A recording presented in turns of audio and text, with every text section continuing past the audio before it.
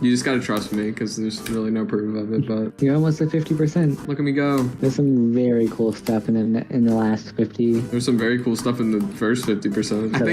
I think that might mean the whole level's cool. Like... There's like a very few specific things in the last half of this level that are kind of sticking out. Excited. Oh, this The is... drop of this, the big drop of this part at 50% exactly is so cool. I think so, too. Also, it's fast. Holy shit. It's fast as freak. 6,500. Oh. You missed it. Better luck next time. Next time you reach 6,500 attempts in a practice run. Yeah. You're probably not even going to be here, and then and we're all going to be so disappointed. We're going to be like, ah, Mind Crazy missed it again. Guys, there's another duel. That means we're going to be stuck here for 400 years, at least. This duel is really cool. This is one of the duels that one of the parts that stood out. It's going to be old and fragile by the time it's this level. I probably will be. I don't know why you're actually hitting that block. I don't know why either. I should gracefully fly under it. It might be how you enter the keep portal for some reason. I've never seen this issue though. Okay, let's try again. Start the level again. Aha. Yeah, I guess there's just some weird alignment issue you had. That's a good score. Well, I don't know what I just did there, but it worked. I think that's what I'm actually supposed to do. Who made this part? Anthony. This part's had a history. They made this part, pretty sure, before 2.2, left the server entirely, and then I lost their part, they rejoined the server, couldn't find their part. There was a showcase video of it, so I just had to recreate it from the video. That's funny. You guys were talking about how this level might be like, impossible earlier, but didn't FNMO4 say that he thought Tidal Wave would be impossible if he didn't know Zoink verified it? Like, the top one is basically just an impossible level. Yeah, that's fair. I feel like this is miles harder than Tidal Wave from what I can tell. I disagree. This looks easy to play by someone good at the game. And hot. Dino is very good. I'm glad it's open verification. Okay. What is happening? That's cool. Oh, and it doesn't work because I died. Oh, there's gameplay. There's real gameplay. No, you just hold. What? Oh, okay. Never mind. I was just doing it. You just have to be like in the dead center, I guess. Oh, bye-bye. I fell to my death. I fell to my doom. Okay. Here we go. Oh, it turned into EXO. Yay. Ghost part. What? How'd you do that? What the hell? What did I do? You just did like the entire first mini wave. That was really cool. I don't know. I'm going Zen mode. Oh yeah, you see the little like very tiny wave space gap above you there? Yeah, can you go that way? If you do, there's like an entirely new path that opens up. What? And it's just like a bunch of those gaps. And that's awesome. A level like that. I want to have a bunch of silly Easter eggs throughout silly deaths. That's so cool. I know there's one spot at like 30-ish if you pull out of the level that there's a troll face that appears and just kills you. I don't know where I'm supposed to go. Should I turn on hitboxes for this part? Yeah, go ahead. Basically where there's just that fake block, you just hold. How do I even get there? Oh, I see. That makes sense. I think like having a silent club sub like maze in this fits really well. It's also a very good nerve builder, which was Ghost's entire point of this. You wanted his parts to be just like a nerve control. That's cool. But that can very much affect for a level like this. Okay, I'm at 70%. What the heck? This menu is terrifying because there's one wrong button, you're fully out of the level. No, I have confirm exit. That's good. Two wrong buttons. Yeah, Two wrong button. In the level that is like really long, I know, shocker, that I have been working on for a couple months now, on and off, that no one in chat except maybe Dino and Jaden knows about. I accidentally exited out with confirm exit on. It's very funny. I don't know which one you're referring to. That's funny. So, I mean, I don't think I know what you're talking about. Oh yeah, you're at Plixona's part now. I don't know what I'm doing. I have a slight clue. Ah, I got it. This part's nuts. Holy shit. This is like, this gameplay reminds me of Menace. What? What happened? Oh, okay. That was cool. That was awesome. That was cool. Oh, I've seen this part. I remember this part because I remember these funny slopes. Very silly, wacky. These slopes are hilarious. What? Oh, this is cool. Oh, that was so cool. It was a little staircase and it like lined me up and everything. This was a cool level. I don't know if I mentioned that. So yeah, can you add me on GD? I'm a little preoccupied in this practice run. My thing was hovering over the end practice run thing. That would have been like actually upsetting. Oh, Oh, I love that slope. I felt like Tony Hawk when I did that. I really like this part. It's actually really cool. Oh my god, the ball goes through the ship gameplay. That's so cool. Oh, this level's so cool. That was so satisfying. Nice person who... What? It just turned into Sakupin circles. What the fuck? This level has it all. I joined Stream to see almost 9,000 attempts. Yeah, this level's... It's a bit difficult. Your part is Maze of Justice, Sakupin circles, and Limbo. What? There's a Maze of Justice part? I can't wait. Is there gonna be frame alignment? 8,000 attempts? Yeah. Almost 9,000 now. I don't know if I'm gonna be able to do this in sub 10,000 attempts. Oh my god. Who thought just adding a bunch of saws would be like the best gameplay ever? Nifty's ignoring me because I'm the superior chatter. Okay, I'm timing you out. I'm timing you out for 10 minutes.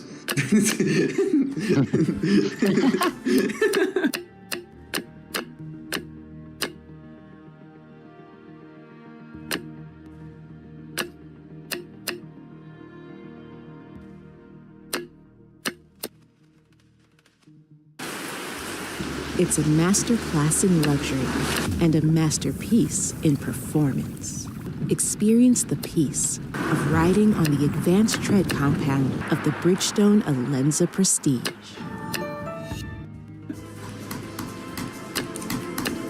Oh, this UFO is so satisfying. You can just put this in a level and then like, you know, like come on.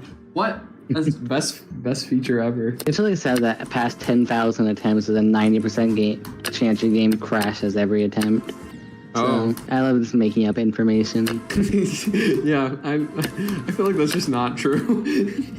You're happy 90%. Every time I reach a new percent milestone, it feels like my birthday all over again. You're almost to the ending. Was this not the ending? I mean, I'm at 90.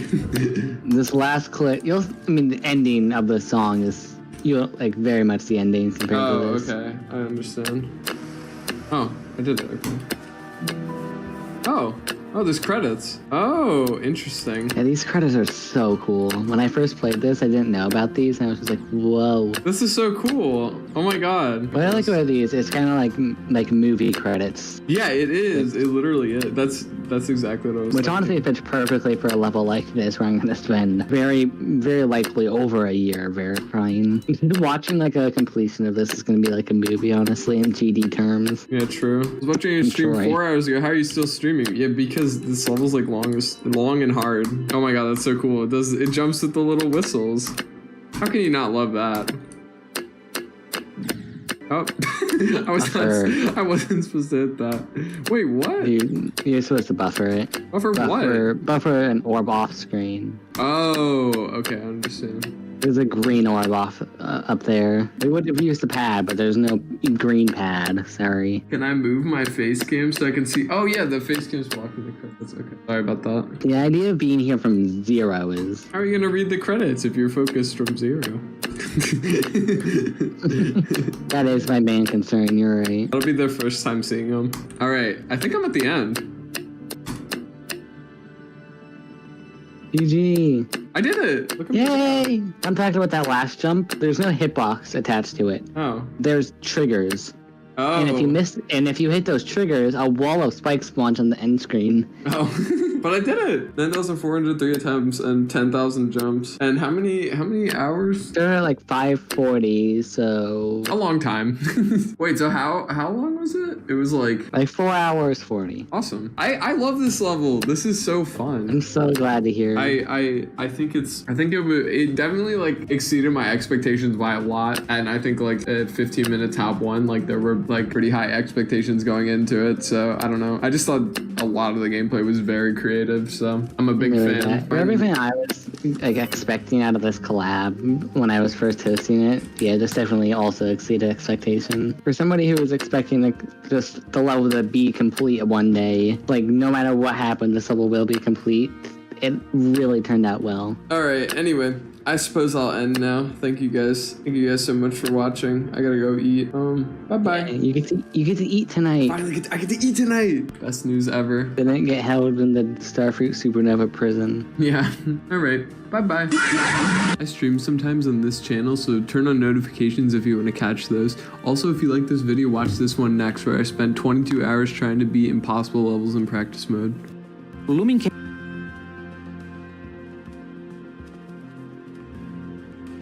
Can you make it from there? What about from here? Finish this segment of the video. Fun fact, that was an original draft. I seriously contemplated making this 2 videos where I just wait a year for this joke specifically. I kind of regret not doing it. I think praising some aspects of Chrysalis is needed. The second half of this world, not only at a story perspective, but at a game one, is significantly more enjoyable. From this point on, I'll be making my way across the world without looking back. Like, once I fed the ghost dog some chocolate and really made it a ghost dog, the journey quickly was actually set into motion. It's just, you know, it's stuck behind a whole lot of nothing. The first challenge that's apparent to me is this big old body of water. We can really see that it's dangerous. So next, I gotta befriend this rat guy. He has access to a whale ship somehow. This is Taylor Coleridge, one of the few people capable of making it across the sea, and to an extent a pretty important character. He starts off as an ally of Morganth, even helping her set up the Empire in Chrysalis. He's caused a lot of problems, but he needs to redeem himself, as he regrets a lot of what he's done. His old crew is pretty unhappy with him, betrayal in a lot of lives. Also, they're all ghosts now. Following therapy with the rat, we go to the whale, fight enemies trying to stop us. Eventually, that takes us to this tornado ruin area in the middle of the ocean. And on our wizard grocery list, there's like these astral animals, I guess, and yeah. You know, there's a crab. Yeah, that takes us to this place called Radiance Reborn, where all the Morganth plot was gonna be, because this game kind of forgot to give Morganth a story until right now. You know, I already shared everything that happens here, but these fights are they're things we've already been over. It's Morganth talking to her brother, it's Morganth fighting Malistaire, and then the third one's a little bit more unique. It's Morganth taking over the bug army, while Taylor's in the back, like, eating Cheetos as everything falls apart. I do quite enjoy this area. Like, having a flashback occasionally is fine. Having these plot reveals when they come, and, you know, I wish the story would stop backtracking as much. But the fights, this was like the best part of the world. No, this was great. Next stop, the ocean's been crossed and I'm in Sardonyx. This is the Bug City, the city full of bugs. I help a mantis named Ezekiel make a teleporter. They've built them all throughout Chrysalis, but this one really matters because it lets us teleport. But gooder. I remember nothing about this place other than how it looked. I feel like a tourist on sleeping pills, and how did Prospector Zeke get here before I did? Are you infiltrating? Are you a neutral party? I'm too scared to ask. Then there's a desert. There's more mice, one named like Saul, the one who knows. His name's funny. The deserts are ugly in this game. Why do we need to go to the sad, barren desert? Well, it's really just to gain access to this place called the Solar Arc, and here's where the shadow magic is implemented. It's added to the core gameplay. Feels kind of weird to add it right before the final boss of a saga, but that's alright. A majority of Chrysalis did not matter except for Devim. He was fine, I liked Devim. Just like it's odd to think that the main objectives get put on standby so often. And not only does the remainder of this conclude the story of Arc 2, but it's gonna set up the next one. So after the desert and the Solar Arc and Bug City, we stumble across this place, the Hive. It looks nothing like a hive. When I think of a hive, I think of the one in Ants or B-Movie or the Ant Bully. Not this. The one thing this cave has that makes it a special cave is that it has a hole. Not just any kind of hole. A hole so holy it makes it unholy. Not even the bugs go near. If the bugs don't even want to go near it, it probably makes sense not to go in it. So I go into the hole and there's some bad purple. While investigating the bad purple, it opens up and out comes the Old Cobb, an ominous figure who Morganth was hoping could be kept hidden to protect herself, and was banished to the edge of the spiral where Chrysalis is for the safety of everyone else. Old Cobb is going to be a vital friend from this point on, so just keep him in your heart, because he's seriously a good guy. He thanks me for freeing him from the purple, gives the exact address and IP of Morganth's house, and somebody's been evil for a little too long. We're gonna end a life. Since Azteca, Morganth has been trying to learn the song from the ghost dinosaurs. All of her warlord goons show up and try to stop me, but through friendship once again and a 1-liter brisk lemonade, you can get those for like $1.75. They're a steal. I, Finnegan Jackalboots, was ready to confront Morganth just before any of her plans could come into fruition. Once again, we find ourselves being the last line of defense to save the spiral. Once again, the fight ahead seems treacherous, this time with the big bad turning to a giant bug herself. I remember everything I've seen so far was in my hands. It was finally time for the true battle for this spiral.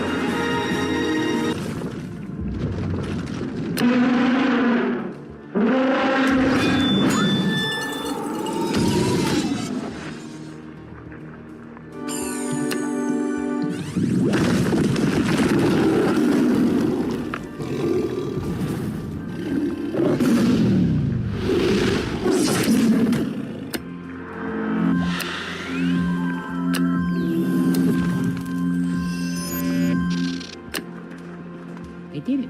Unlike Malistaire, Morganth is left alive, and her defeat leaves her with nothing. Feeling unsatisfied with the results of the fight, she prepares to attack once again, until the glass below her begins to crack, and just within a fraction of a second, Morganth's reign, and potentially her life, have just come to an end. Just like Malistaire, she's left floating in space with seemingly no chance of returning for the time being. Chrysalis is saved, the Spiral is saved, the war has come to a close, and the Council of Light is satisfied. All of the lives lost in Celestia and Azteca have been avenged. There was a Crystal crisis, and Azteca a ton of problems, but in the end, all of them got taken care of. It was far from easy, and it left me in Wisteria, but I think it was still, at the very least, kind of Celestia fun.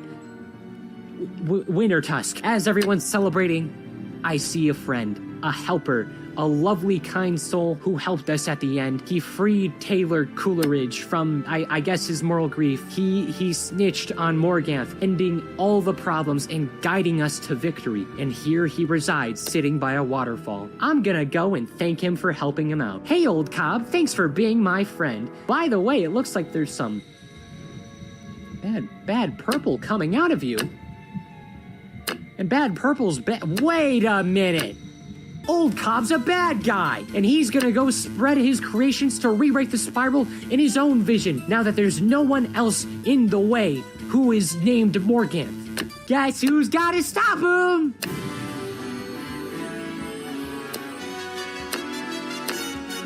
So next up, The bespoke AI Family Hub Plus refrigerator with AI Vision inside. up is Arc 3. This is a continuation of Old Cobb's purple right at the end of Arc 2. To put it simply, the Spiral's in danger once again. Overall, he's just unhappy with the Spiral. He sent some of his evil purples to 3 worlds, Polaris, Mirage, and Imperia, and the initial goal is just to stop that. And with that in mind, let's get right into not doing that.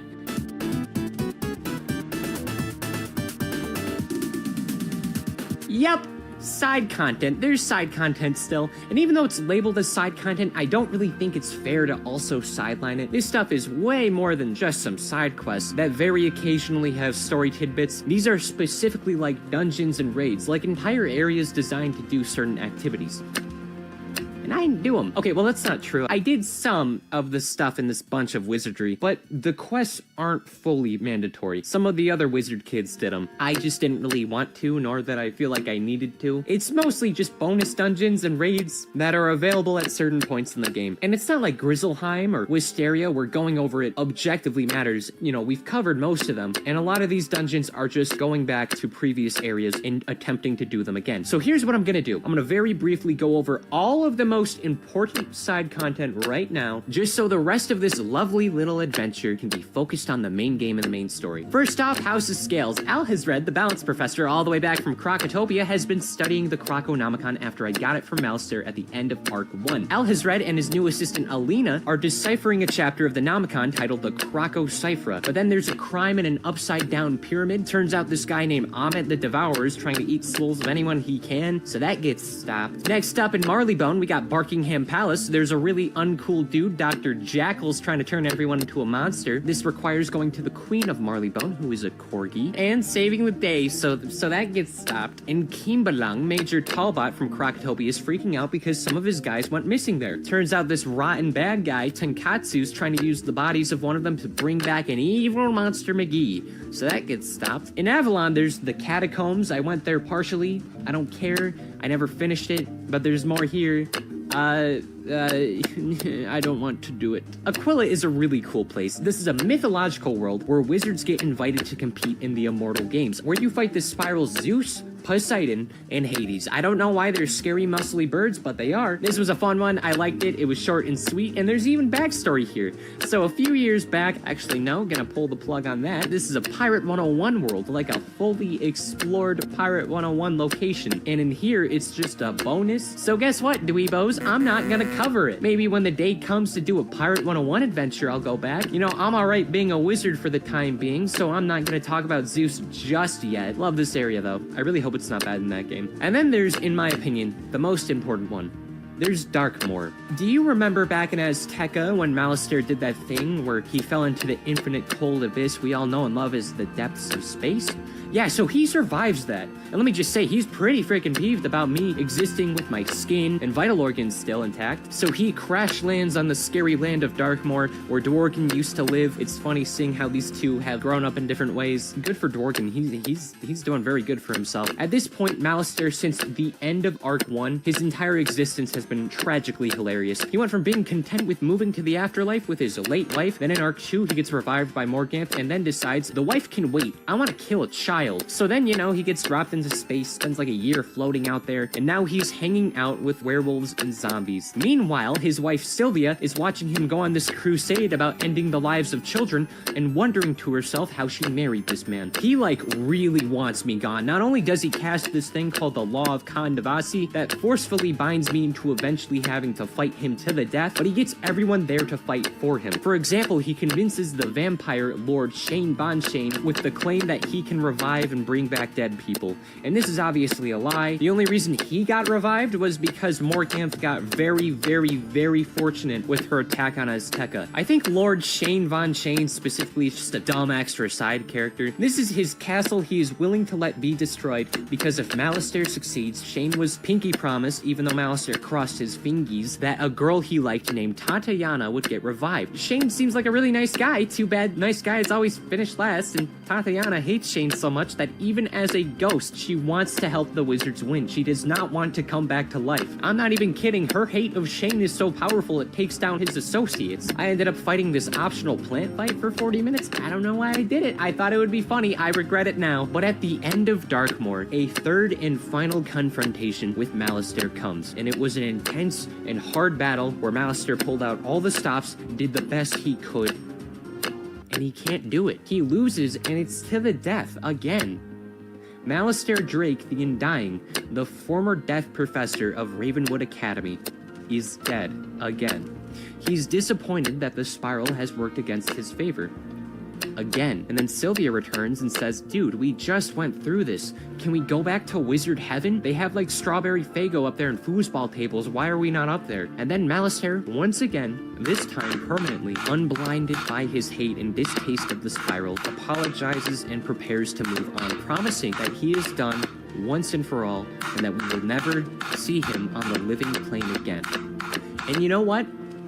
I like this ending. I think it's nice that it's actually completed after all this time. I think one thing lost in this video I can't fully articulate is how long each of these stories in-game take to actually be told. Dragonspire happens in 2010, and then he gets revived in 2014. It takes him 4 years, nearly half a decade, to get revived and to get this far. And you have to respect the fans who stayed committed to the world after all this time. Of course, a lot of these more important characters have stories that need to be told, and despite how unfortunate a good amount of Malistaire's story has been, along with him doing things I definitely don't agree with, don't think I forgot about Death School, it really is truly nice to see an entire character go through their story and to be able to say goodbye to them, especially one who's been there since the very beginning. Like, Malistaire has gotten the most screen time out of any character, even Merle, who is the mascot. So goodbye, Malistaire.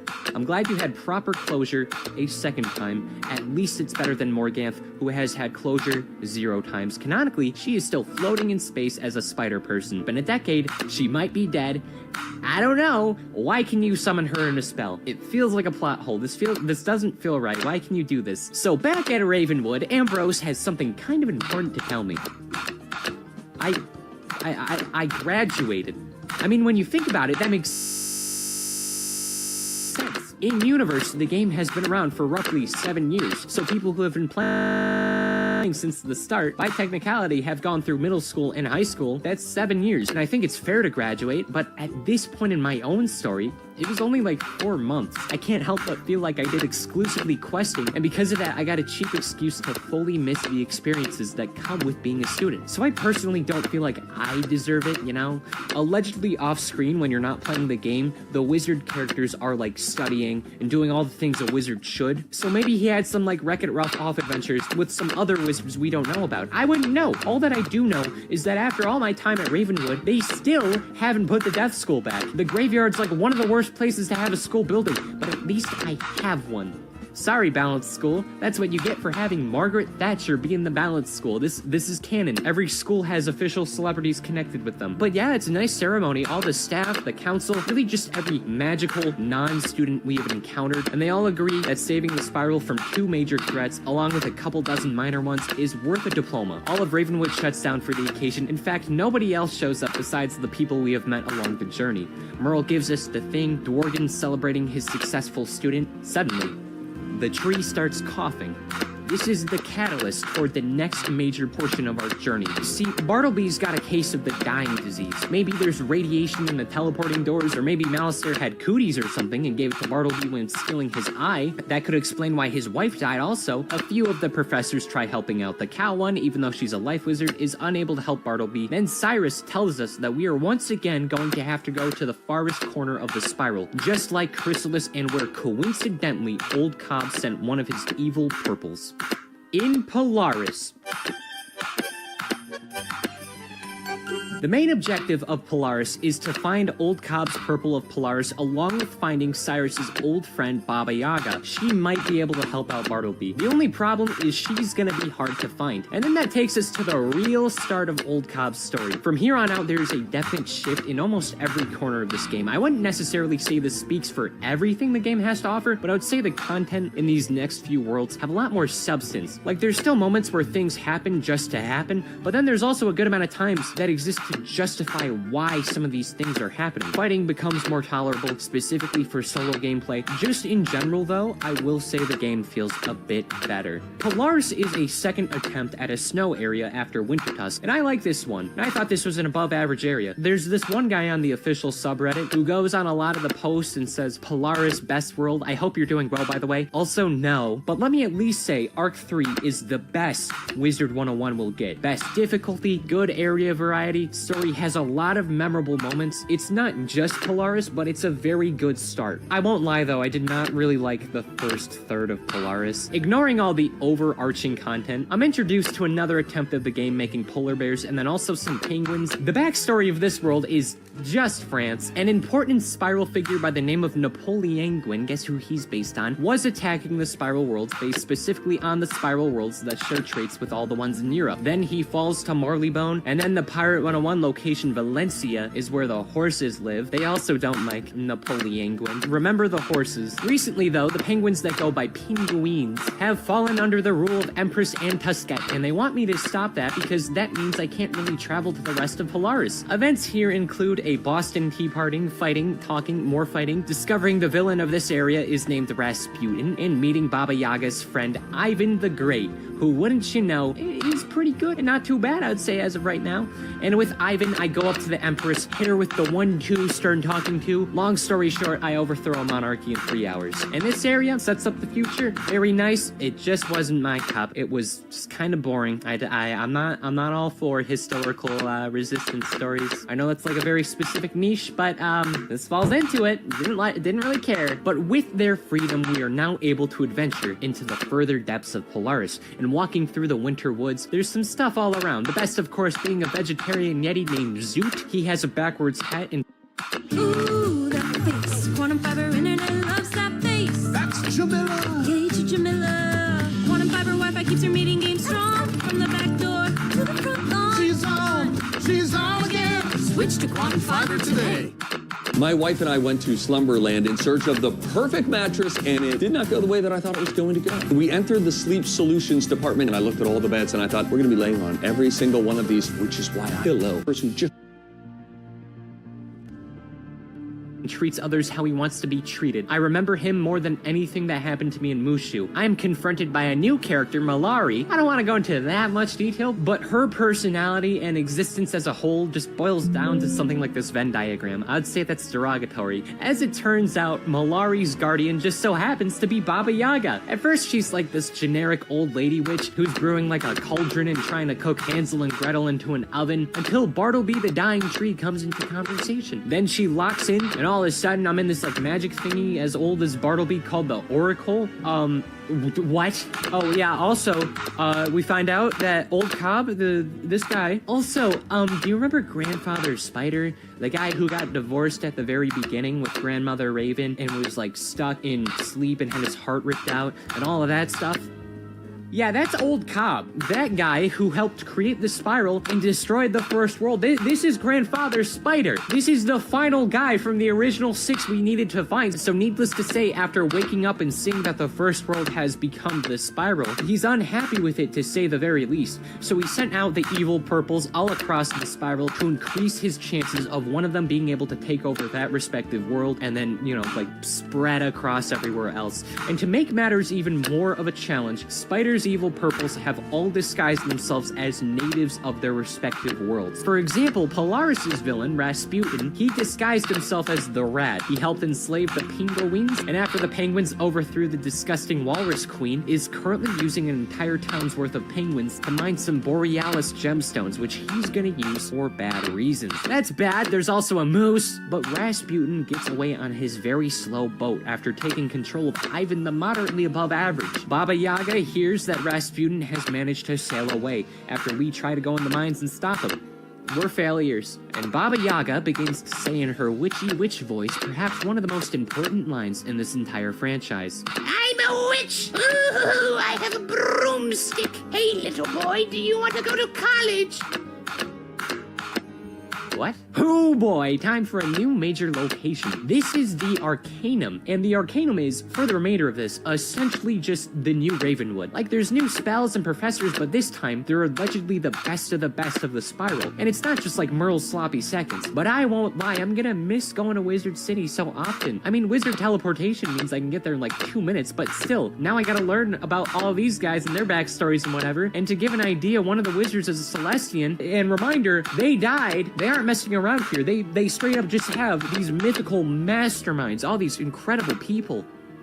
And now I'm one of them. Here at the Arcanum, hand-picked wizards and staff researched the best ways to protect the spiral from the dangers inside and outside of it. Now, besides the Celestian and Baba Yaga, there's a plenty of new faces that I'm sure have plenty of story, but unfortunately, there's not as much love for this bunch. It's not like Ravenwood professors where they've been around since the start, and you don't have to play 150 hours of the game to get there. I guess it is kind of like college, though. It feels like I'm kind of thrusted into the Arcanum without many familiar faces along for the ride. And each major wizard here is from one of the different major schools. The Storm one, who I'm gonna call Ione, I think that's right, I don't know, it's been a while, is the only one who really matters in almost all of this Arcanum stuff. She isn't too happy about me existing here and whatever after the Morganth incident specifically. Baba Yaga wasn't around for about 15 years and then came back with me and her weird Clay Nation child. In the end of the Arcanum, I become a pledge for this hellish wizard frat, and Ione notes how weird it is that I know all the forbidden shadow magic. Just in general, the shadow magic is like this taboo thing, and not everyone is a big fan of that. Thanks, Morgan.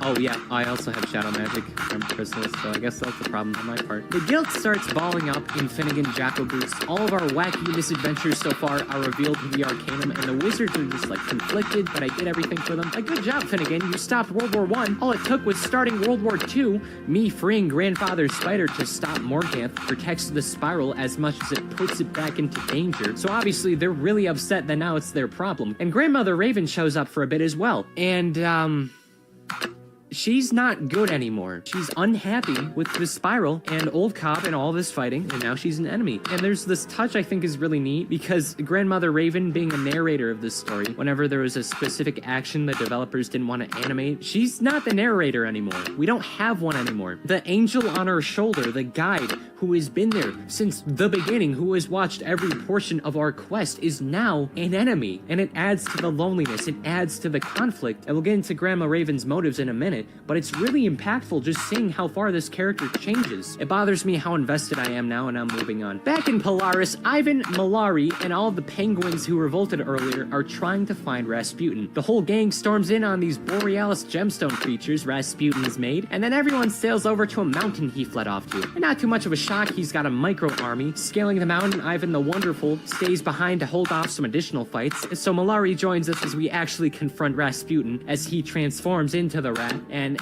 he sure plays like one. This fight took 4 people and gimmicks by intentionally using weak cards. This was a hilariously close fight, and it didn't need to be. This is just a thing you gotta deal with. Whenever looking at quest logs, whenever a boss is labeled cheats, you just gotta clasp your hands and pray, or else you're gonna lose a couple hours to something that looks like this. The finale fights in almost every area from now on are genuinely miserable. But hey, we stopped the rat, we stopped the first of the 3 evil purples, and another world is saved. Grandfather Spider promises another fight. Ivan gets to eat some like beef stroganoff, the penguins keep being penguins, and most importantly, Baba Yaga enrolls Malari as a Ravenwood student, just like I was. I'm sure this child whose only friends are a polar bear in his mid-30s and Bizarro Gruntilda is gonna do great there. Nothing bad will happen. And as for me, I'm told to rest up and get ready for the next adventure. The Arcanum is gonna need me as much as the rest of the Spiral, and will I have to watch the death of Bartleby the Magic Tree? Well, I guess we're just gonna have to wait and see.